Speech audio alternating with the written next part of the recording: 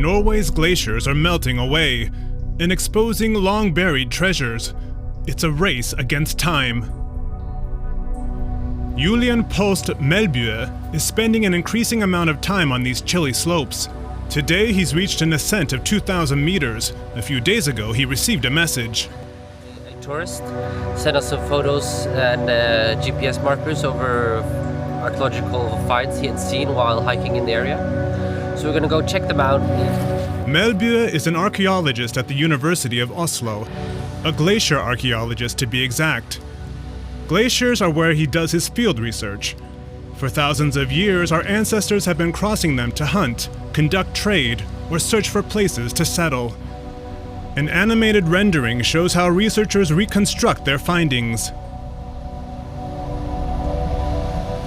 The ice along Lendbrain Glacier's edge is melting, like it does at the end of every summer. But now winter doesn't create enough snow to replenish it. Right now it's disappearing, even though it's been here for the last 6,000-7,000 years for people to experience. And that's something that's hard to put into words, how it makes like the loss of a landscape. The melting ice is exposing the distant past, and archaeologists are excited. It takes Melbye 4 hours to reach the site. He finds a plain wooden stick. He's been combing this area for artifacts for around 15 years, so he knows this is not a random discovery. A trade route from inland Norway to the west coast once ran through here. This is part of a scaring stick, the bottom half.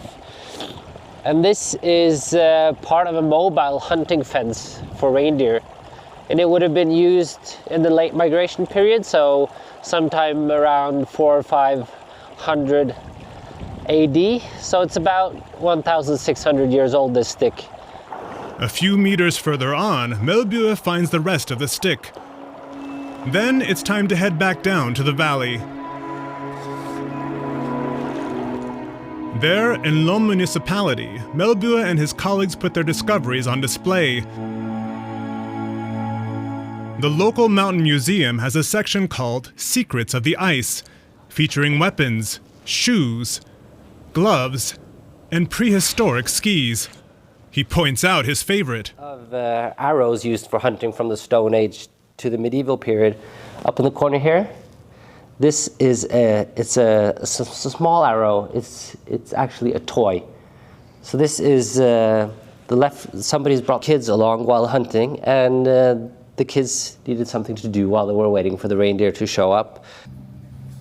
The glacier's ice preserved everything, but now archaeologists are facing a major challenge. As the ice melts, we are moving back in time. We're finding more and more Bronze Age objects. We're finding more and more Stone Age objects. We're finding more and more better preserved objects. The ice is melting all across Norway's highlands. Melbye takes us to another site in the Jotunheimen mountain range. And in the terrain in front of me, that is from the small river we have in front of us, and all the way up until the ice has melted back several hundred meters since we started work on this site.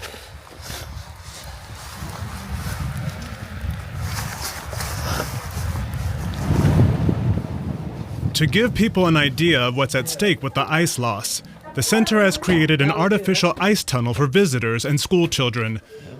The glacier archaeologist supports the project. We offer tourists a 2.5-hour tour on which we try to give them a well-founded idea of the glacial landscape, about its particular biological features as well as the archaeology. We know that if the Earth's climate warms by 2 degrees Celsius, all of this will be gone by the end of this century. Before the glaciers vanish completely, Julian Post Melbye and the other archaeologists will continue to work tirelessly in collecting whatever treasures the ice has preserved for thousands of years.